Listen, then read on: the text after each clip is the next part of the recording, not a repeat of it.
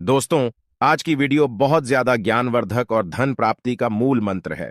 आज की इस वीडियो में हम बात करेंगे आखिर औरत का वह कौन सा अंग बेशर्म होकर दबाने या चूसने से अचानक अपार धन की प्राप्ति होती है। लोग औरत का कौन सा अंग दबा और चूस कर अमीर बन जाते हैं। जो भी मनुष्य औरत का यह अंग दबाता या चूसता है, उसके घर में सदा मां लक्ष्मी का वास रहता है और मां लक्ष्मी की कृपा सदैव बनी रहती है। तो दोस्तों, आज की इस वीडियो में हम बताएंगे औरत का वह कौन सा अंग जिसे हर पुरुष को दबाना या चूसना चाहिए। नमस्कार दोस्तों, आप सभी का स्वागत है आज की इस बेहद ही ज्ञानवर्धक जानकारी भरी वीडियो में। दोस्तों, आपको पता चल ही गया होगा कि आज की वीडियो में हम क्या सीखने जा रहे हैं। दोस्तों, चैनल को सब्सक्राइब करें और हर हर महादेव लिखना ना भूले। साथ ही इस वीडियो को जो लाइक और सब्सक्राइब करें, लक्ष्मी मां उसके घर पर सदा कृपा दृष्टि बनाए रखें। दोस्तों, एक बार की बात है, एक गांव में शिव नाम का व्यक्ति रहता था। वह अपनी पत्नी से बहुत ज्यादा परेशान था, क्योंकि उसकी पत्नी बात बात पर हमेशा उसे ताना मारा करती थी। तुम्हारे पास है ही क्या, घर में खाने तक को कुछ नहीं है। दोस्तों, उसके घर में बिल्कुल कंगाली छा गई थी। एक भी रुपया नहीं था और उसके घर में खाने के लिए अन्न का एक दाना तक नहीं था। दोस्तों, एक तो घर में खाना नहीं, ऊपर से पत्नी का ताना। वह बहुत परेशान हो गया। उसे समझ नहीं आ रहा था मैं क्या करूं। एक दिन की बात है, शिव अपने घर से एक सुनसान रास्ते पर निकल गया। वह उस सुनसान रास्ते पर चल ही रहा था कि उसे एक साधु तपस्या करते हुए दिखाई दिए। वह उनके पास जाकर बैठ गया। जब साधु ने अपना तप खत्म किया तो शिव उनके सामने रोने लगा। साधु ने शिव से कहा, पुत्र, तुम्हें क्या दिक्कत है? तुम क्यों रो रहे हो? आखिर तुम्हें क्या परेशानी है? तब शिव ने साधु महाराज से कहा, हे महाराज, मेरी एक पत्नी है जो कि मुझे रोजाना ताना मारती है। मैं गरीब हूं तो मैं क्या करूं? कितना भी कुछ कर लूं लेकिन धन कमा ही नहीं पाता हूं। अभी तक एक छोटा सा धंधा था, वह भी पत्नी के क्लेश की वजह से चौपट हो गया। वह दिन रात मुझसे झगड़ा करती है। अब तो मैं दाने दाने के लिए परेशान हो गया हूं। हमारे घर में खाने के लिए कुछ भी नहीं है, इसके अलावा पहनने के लिए वस्त्र भी नहीं है। लेकिन मैं अपनी पत्नी को समझता हूं कि वह मुझे ताने ना मारे, मुझसे झगड़ा ना करे, लेकिन वह बिल्कुल भी नहीं मानती साधु जी। इसी वजह से मैं बहुत ज्यादा परेशान हूं। इसी वजह से मैं घर छोड़कर यहां आया हूं। वह साधु जी कहते हैं, रो मत बेटा, मैं तुम्हें यह काम बताने जा रहा हूं। तुम्हें औरत का सिर्फ यह अंग बेशर्म होकर कर दबा या चूस लेना है। अचानक तुम्हारे घर में धन की प्राप्ति हो जाएगी। तुम देखते ही देखते अमीर बन जाओगे। साधु जी कहते हैं, जो भी पुरुष औरतों का यह अंग दबाता या चूसता है, उसके घर में कभी भी धन की कमी नहीं रहती है और ना ही उसके घर में लड़ाई होती है, या जो भी व्यापार करता है उसमें हमेशा तरक्की होती है। साधु जी ने कहा, अब मैं तुमको औरत का वह अंग बताने जा रहा हूं। इसे ध्यान से सुनना और अपने जीवन में इस पर जोर करना। तब शिव साधु जी महाराज की बातें बहुत गौर से सुनता है और कहता है, जितना जल्दी हो सके मुझे यह बता दो। दोस्तों, तभी साधु जी महाराज उस आदमी को एक कहानी सुनाते हैं और बताते हैं, एक नगर में एक किसान रहता था। उसके बहुत सारे खेत थे जिस पर वह दिन रात मेहनत करता था। उसके घर में किसान और उसकी पत्नी रहा करते थे। उस किसान और उसकी पत्नी ने आपस में बहुत ज्यादा प्रेम था। उसके घर में किसी भी प्रकार की लड़ाई झगड़ा या क्लेश नहीं होता था। इसी वजह से उसके घर में सदैव मां लक्ष्मी का वास रहता था और उसके खेतों में इतनी ज्यादा पैदावार होती थी कि वह दिन प्रतिदिन और अमीर होता जा रहा था। उस किसान और उसकी पत्नी ने इतना प्रेम था कि आसपास के लोग उन्हें देखकर जल जाया करते थे। धीरे धीरे उसके पूरे गांव के लोग जान गए, किसान और उसकी पत्नी में बहुत ज्यादा प्रेम है। धीरे धीरे यह बात उस नगर के राजा तक पहुंच गई।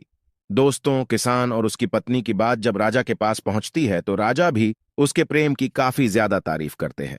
वह सभी से बताते हैं कि हमारे नगर में एक किसान और उसकी पत्नी रहते हैं जिनमें कभी भी लड़ाई झगड़े नहीं होते हैं। उन दोनों में आपस में इतना प्रेम है कि मैंने ऐसा अपनी जिंदगी में कभी भी नहीं देखा।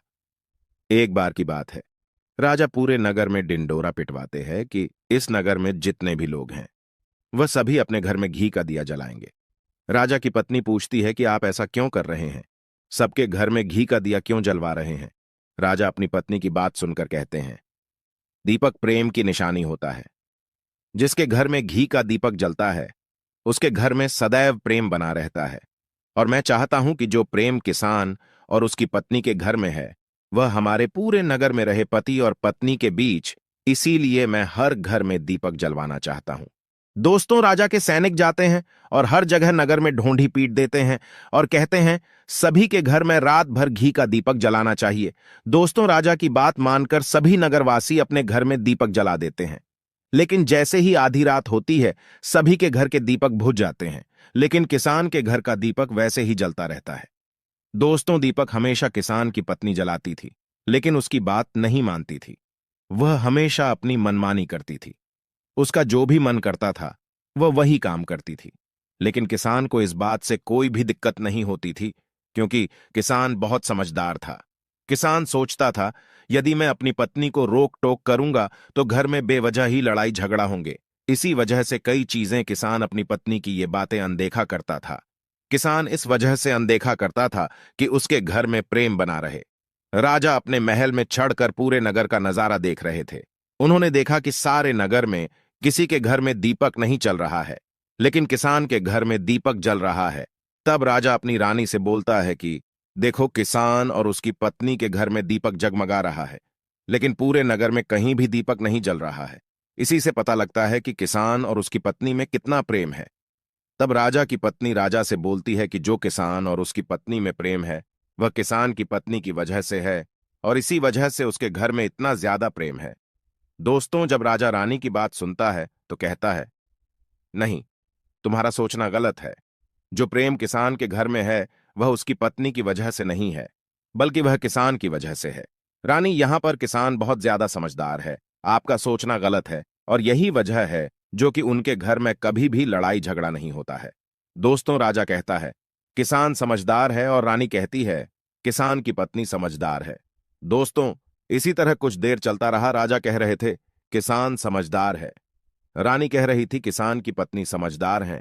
इसी बात को लेकर राजा और रानी के बीच काफी झगड़ा हो गया। इसके बाद रानी ने राजा की दाढ़ी उखाड़ ली और राजा ने रानी को उठाकर पटक दिया। इसके बाद राजा कहता है, हम लोगों को झगड़ा करने की जरूरत नहीं है। क्यों ना हम किसान और उसकी पत्नी की परीक्षा ले लें। सारा दूध का दूध और पानी का पानी हो जाएगा। लड़ाई करने के बाद इस बात पर राजा और रानी दोनों सहमत हो गए और दोनों की परीक्षा लेने के लिए तैयार हो जाते हैं। तब राजा अपने महल में जाता है और एक पुरुष सैनिक को बुलाता है और पुरुष सैनिक से बोलता है कि तुम किसान के पास जाओ और जो जो प्रश्न मैं तुमसे बोल रहा हूं वह तुम किसान को बोल देना। वह पुरुष सैनिक बोलता है, ठीक है महाराज। वह पुरुष सैनिक राजा की बात सुनकर किसान के पास जाता है। उस समय किसान की पत्नी खेतों में गई थी, लेकिन किसान की कुछ तबीयत ठीक नहीं थी, इस वजह से वह खेतों पर नहीं गया था। इस समय पुरुष सैनिक किसान के घर पहुंच जाता है और किसान से कहता है, मैं राज दरबार से आया हूं, राजा साहब ने मुझे भेजा है। दोस्तों, किसान कहता है, बताइए मैं आपकी क्या सेवा कर सकता हूं। आप बैठ जाइए, मैं आपके लिए पानी लेकर आता हूं। तब वह सैनिक बोलता है कि नहीं, तुम कुछ भी मत लाओ, मैं राजा का सैनिक हूं, बस आपके पास राजा का समाचार लेकर आया हूं। तब किसान कहता है, ठीक है सैनिक, आप मुझे बताओ, राजा साहब ने मेरे लिए क्या समाचार भेजा है। सैनिक कहता है, किसान, राजा साहब ने यह बोला है कि यदि तुम अपनी पत्नी को छोड़ देते हो तो राजा जी आपको बहुत सारे हीरे जवाहरात और साथ में तुम्हारे जमीन से 2 गुना ज्यादा जमीन राजा जी आपको गिफ्ट में देंगे। इसके अलावा राजमहल का आधा हिस्सा भी आपको दिया जाएगा। लेकिन जो किसान ने जवाब दिया वह सुनने लायक। हे किसान ने कहा, राजा जी अपना पूरा राजमहल मुझे क्यों ना दे दे, लेकिन मैं अपनी पत्नी को नहीं छोड़ूंगा। जाओ और अपने राजा से कह दो किसान ने ऐसा कहा है। सैनिक जाता है और राजा को सारी बातें बताता है। इस समय रानी वहां पर सैनिक की बात सुन रही थी। सुनने के बाद रानी ने कहा, आपने किसान की तो परीक्षा ले ली, लेकिन किसान की पत्नी की परीक्षा नहीं ली है। इस तरह से हम कैसे पता कर सकते हैं कि कौन समझदार है। इसके बाद रानी ने कहा, अब मैं भी किसान की पत्नी की परीक्षा लेना चाहती हूं। जब दोनों की परीक्षा हो जाएगी तभी पता चलेगा कि कौन समझदार है। फिर रानी ने भी एक सैनिक बुलाया और कहा कि मेरी बात किसान की पत्नी को बोलना और याद रखना, यह बात तभी बताना जब किसान वहां पर ना हो। सैनिक ने पूछा कि रानी क्या बात बतानी है, वह तो बताओ। तो रानी ने सैनिक को सारी बात बता दी। सैनिक किसान के घर जाता है और उसके घर में आवाज लगाता है तो उसके घर से किसान की पत्नी निकलकर आती है और कहती है, बताओ क्या हुआ, क्यों ढिंढोरा पीट रहे हो। तो सैनिक ने कहा कि राजमहल से आया हूं, मुझे रानी ने भेजा है। किसान की पत्नी ने कहा, बताओ किस लिए आए हो। तब सैनिक ने कहा, रानी ने बोला है, यदि तुम अपने पति किसान को मार देती हो तो आपको बहुत सारे हीरे जवाहरात रानी आपको देंगी और साथ में राजमहल का आधा हिस्सा भी आपको मिलेगा। इसके अलावा जितनी भी आपकी जमीन है वह तो आपकी रहेगी ही, लेकिन उसकी 2 गुना जमीन भी रानी आपको देगी। ये बात सुनकर किसान की पत्नी तैयार हो जाती है। कहती है, ठीक है, यदि मुझे इतना कुछ रानी साहिबा देंगी तो मुझे मंजूर है, मैं अपने पति को मार दूंगी। तब सैनिक पूछता है कि रानी को कैसे पता चलेगा कि आपने अपने पति को मार दिया है। तभी किसान की पत्नी बोलती है, मेरे घर में जो दीपक जल रहा है, जब मैं किसान को मार दूंगी तो उसे बुझा दूंगी, तभी आपको पता चल जाएगा कि मैंने किसान को मार दिया है। अब सैनिक किसान की पत्नी की बात सुनकर राजमहल जाता है और रानी को सारी बात बताता है। किसान की पत्नी की बात सुनकर रानी बहुत अचंभित हो जाती है। राजा और रानी को स्त्री जात से नफरत होने लगती है। उसी समय राजा अपने नगर के सभी लोगों को बुलाता है और कहता है कि मैं चाहता हूं कि मेरे और मेरी पत्नी की वजह से किसान की जान न जाए। तुम लोग ऐसा करो, उस किसान के घर जाओ और सारी बातें बता दो और उस किसान को बचा लो, वरना किसान की पत्नी उसे मार देगी। इधर सैनिक किसान के घर जाते हैं और सोचते हैं कि किसान की पत्नी किसान को रात में मारेगी और दिया बुझाएगी। इससे पहले ही हम किसान के घर में पहुंच जाते हैं और किसान को बचा लेते हैं। दोस्तों, जैसे ही राजा के सैनिक किसान के घर पहुंचते हैं तो देखते हैं कि किसान तो मरा पड़ा हुआ है। तो सैनिक किसान की पत्नी से बोलते हैं कि तुमको तो किसान को रात में मारने के लिए बोला गया था, लेकिन आपने अभी किसान को क्यों मार दिया? तब वह किसान की पत्नी बोलती है कि किसान को तो मुझे मारना ही था, रात में तो मुझे सिर्फ दिया ही बुझाना था, इसलिए किसान को तो मैंने दिन में ही मार दिया है। सभी सैनिक तुरंत ही किसान के घर से दौड़े दौड़े जाते हैं और राजा रानी को सारी बातें बताते हैं। राजा और रानी क्रोध से आगबबूला हो जाते हैं। इसके बाद राजा और रानी किसान की पत्नी को बंदी बनाकर लाने के लिए अपने सैनिक से कहते हैं। सैनिक जाते हैं, किसान की पत्नी को बंदी बनाकर ले आते हैं। राजा किसान की पत्नी से पूछता है, ऐसा तुमने क्यों किया? तुम लालची औरत हो, तुम्हें पैसों से प्यार है। तभी किसान की पत्नी ने जवाब दिया और बताया कि मुझे तो किसान को पहले ही मारना था, वह तो मैं कोई बहाना ढूंढ रही थी, क्योंकि किसान की आदत बहुत खराब थी, वह मेरे साथ बहुत खराब व्यवहार किया करता था। तो राजा ने कहा, ऐसा क्या करता था किसान? तो किसान की पत्नी ने जवाब दिया, वह मेरे नाक का ऊपरी हिस्सा अपनी उंगली से हमेशा दबाया करते थे। इसके अलावा किसान एक काम और मेरे साथ करता था, वह किसान मेरे कान का पिछला हिस्सा अक्सर अपनी जीभ से स्पर्श किया करता था।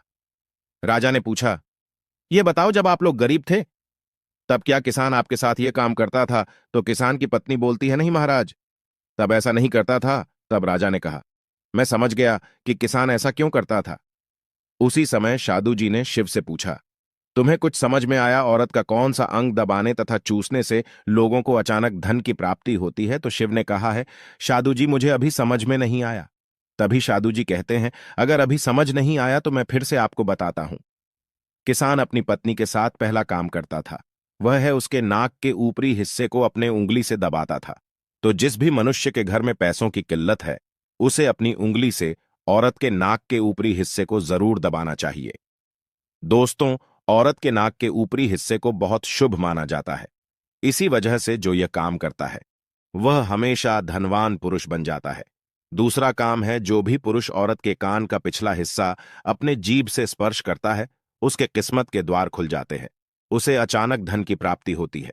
ऐसा इसलिए होता है क्योंकि औरत के कान के पिछले हिस्से में माता लक्ष्मी का वास होता है।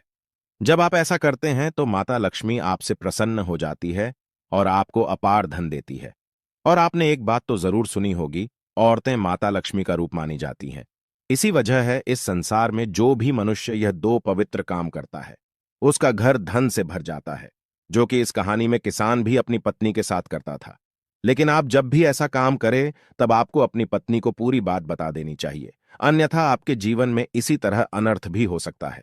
दोस्तों, आज का ज्ञानवर्धक वीडियो कैसा लगा कमेंट करके जरूर बताएं और हां, कमेंट में हर हर महादेव लिखना ना भूलें। धन्यवाद।